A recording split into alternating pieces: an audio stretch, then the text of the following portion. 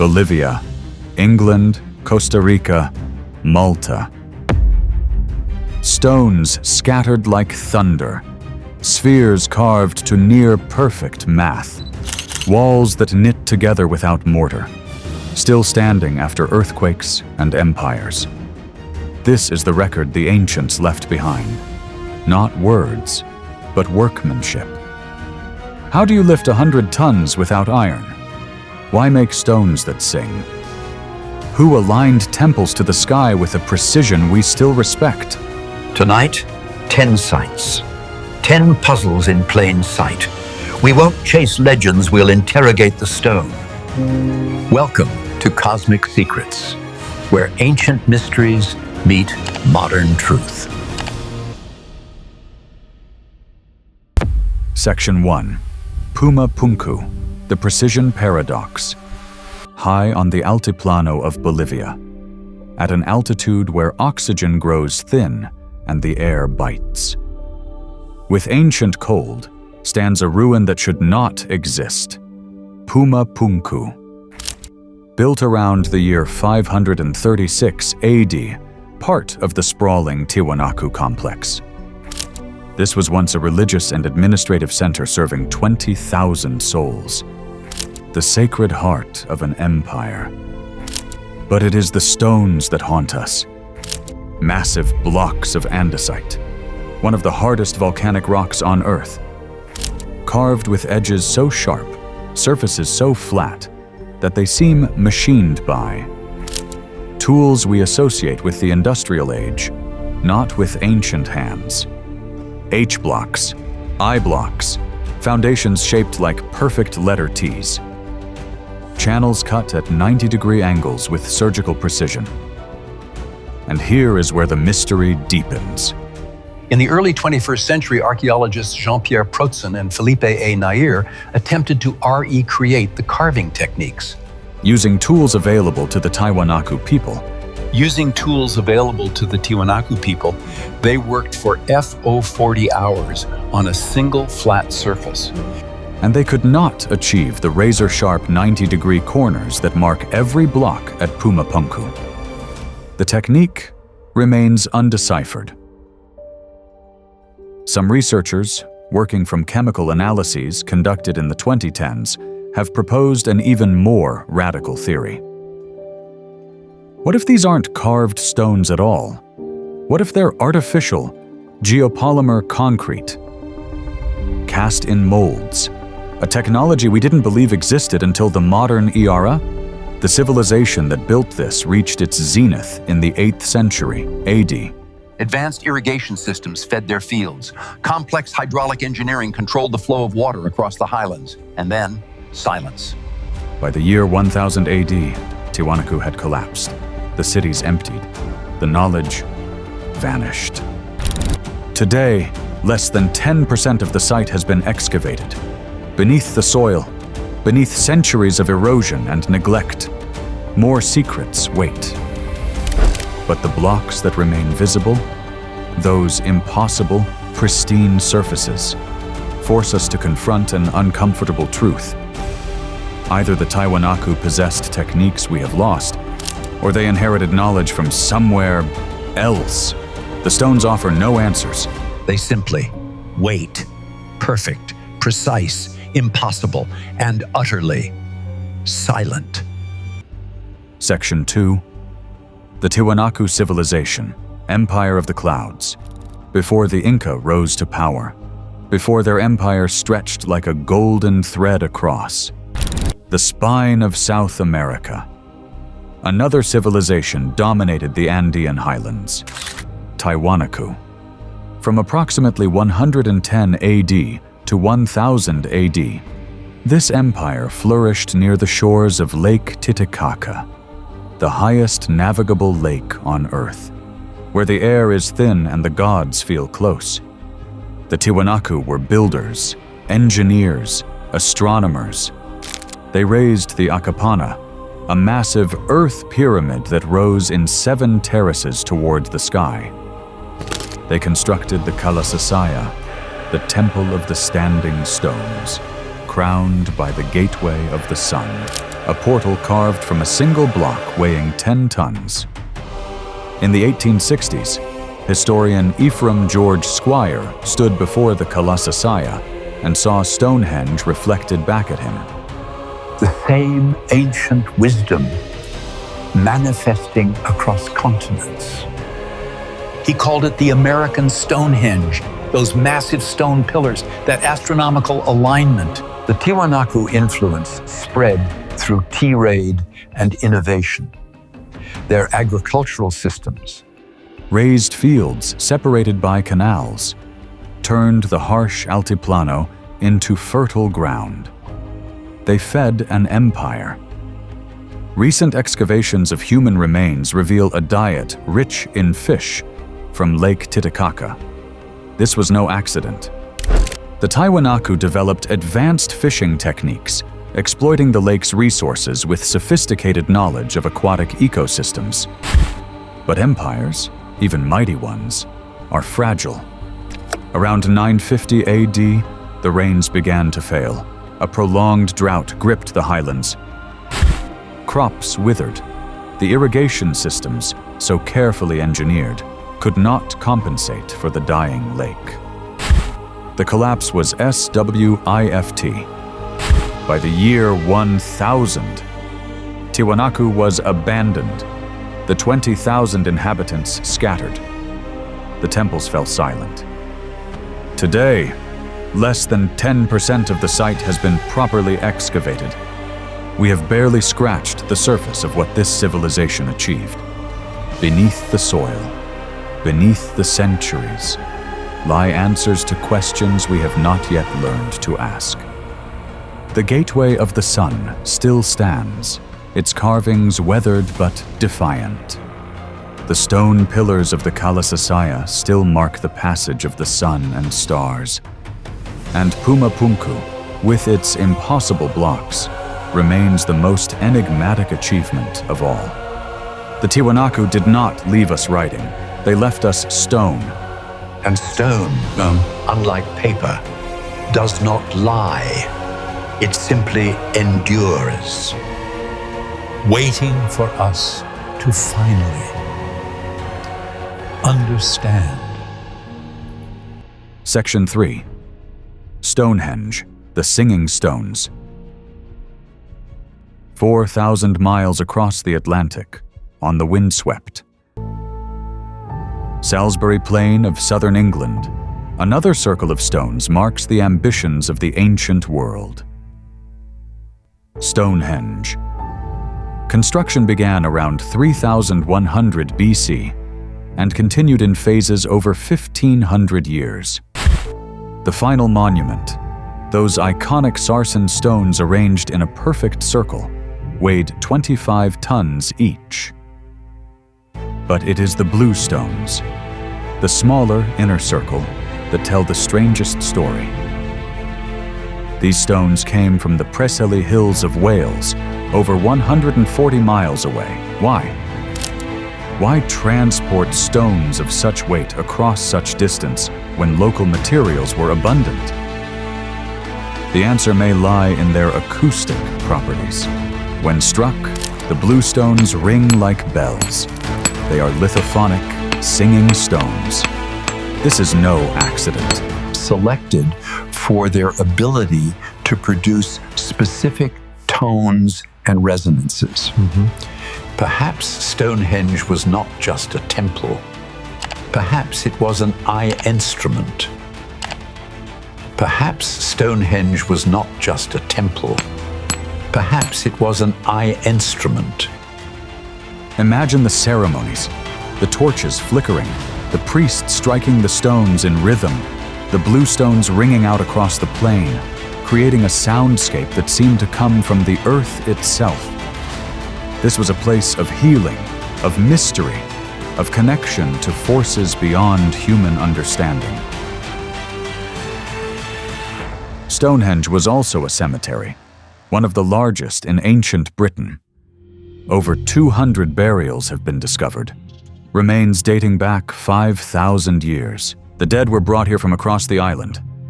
This was sacred ground. And then, there are the artifacts. A shark jaw, 5,000 years old, was discovered among the burials. Sharks do not swim in the fields of Wiltshire. This jaw was carried, perhaps for generations. A treasured heirloom passed down through families, finally laid to rest in the sacred circle. The astronomical alignments are undeniable. The stones frame the sunrise of the summer solstice with perfect precision. 365 small pits circle the monument, one for each day of the year, possibly used to track leap years. The builders of Stonehenge understood the cosmos. They tracked the sun, the moon, the stars, and they encoded that knowledge in stone. Today, Stonehenge stands as a UNESCO World Heritage Site. Visited by millions, photographed from every angle.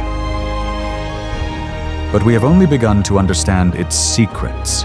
The stones still sing, if we know how to listen. Section 4, the Costa Rica Stone Spheres, Perfection in the Jungle. In the dense rainforests of Costa Rica, hidden beneath centuries of vegetation, lie objects so perfect they seem carved by mathematics itself. Stone spheres, over 300 of them, ranging from a few centimeters to 2 meters in diameter. Some weigh as much as 16 tons. They belong to the Dikis culture, which flourished between 315 to 50 AD. The spheres were crafted from gabbro, a volcanic rock, and polished to near-perfect spherical precision. Near-perfect. Not approximate. Not close enough. Some of these spheres deviate from true spherical geometry by less than 2 millimers. How? The Dikis had no written language, no wheels, no metal tools beyond basic copper implements. Yet they created objects that modern engineers struggle to replicate without advanced machinery. The spheres were discovered in the 1930s, when the United Fruit Company began clearing. Jungle to plant banana plantations. Workers stumbled upon them, partially buried, arranged in patterns. Strategic positions, astronomical alignments. Some researchers believe they represented the cosmos, symbols of the sun, markers of cosmic order. But then tragedy. Workers influenced by legends of El Dorado began using dynamite to crack open the spheres. They believed gold D was hidden inside. There was no gold, only stone. Many spheres were destroyed, others were damaged beyond repair. The fragments were later reassembled at the National Museum. Broken puzzles restored with painstaking care. UNESCO recognized them as a World Heritage Site in 2014, too late to save what was lost. But the surviving spheres reveal extraordinary craft. Analysis shows traces of copper tools used for polishing. The work would have taken months per sphere, slowly grinding away imperfections, achieving that impossible smoothness through endless, patient labor. And their placement was not random. Some spheres were arranged in straight lines, aligned toward Venus, the morning star, the evening star, the celestial wanderer. Did the Dikis track the planets? Did they understand orbital mechanics? We have no texts to tell us, only stone. Today, many spheres sit in museums. Others remain in the jungle, slowly being reclaimed by vines and roots. But they endure, perfect, enigmatic. A reminder that precision and beauty are not inventions of the modern world. They are ancient virtues, carved in stone, waiting in the jungle. silent. Section 5, Coral Castle, the Levitation Mystery. In Homestead, Florida, surrounded by palm trees and humidity, stands one of the strangest monuments in America. Coral Castle. Built by one man, Edward Leedskalnin, an immigrant from Latvia. 5 feet tall, weighing 99 pounds. Working alone between 1923 and 1951. Over 1,100 tons of oolitic limestone, massive blocks. A 9-ton gate that could be opened with a single finger. Towers, walls. A sundial accurate to the minute. All carved by a man who weighed less than 100 pounds. How? Leedskalnin built Coral Castle for a woman who never came back. His 16-year-old fiancée had abandoned him the day before their wedding. Heartbroken, he devoted his life to creating a monument to lost love. He worked at night, alone.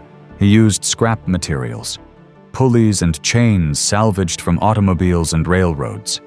He never allowed anyone to watch him work. And he left behind legends. Leedskalnin claimed he had discovered the secret of the pyramids. He wrote cryptic pamphlets about magnetism, about universal laws, about forces that could make stone weightless. 2 teenagers once claimed they saw him move massive blocks using reverse magnetism, the stones floating like hydrogen balloons. Impossible? Of course. But the 9-ton gate, balanced so perfectly on its truck bearing that a child could push it open, remained functional for decades until Rust seized it in 1986. When engineers attempted to repair it, they needed a crane just to lift it. Leedskalnin's precision was inhuman. And then there is the move. In 1936, Leedskalnin decided to relocate Coral Castle 10 miles. He rented a truck, worked at night, moved every single stone, over 1,100 tons. The mystery deepened after his death in 1951. Some claimed he used triangular devices that emitted. The mystery deepened after his death in 1951. Some claimed he used triangular devices that emitted sound waves, acoustic levitation, like the legends from Egypt where priests used sound staffs to lift stones. No evidence, only stories. Today, Coral Castle stands as a tourist attraction. Visitors marvel at the engineering, the precision, the obsession, but the how remains unanswered. Leedskalnin took his secrets to the grave. All he ever said was, "It's not difficult. It's a Salus. If you know HOW." But he never told. And the stones, perfect and impossible, offer no clues.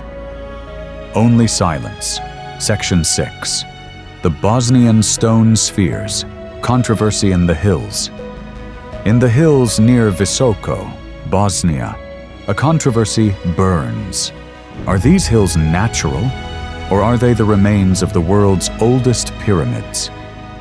Since 2005, businessman Semir Osmanagic has claimed that several hills are actually ancient pyramids, built between 12,000 and 34,000 BC.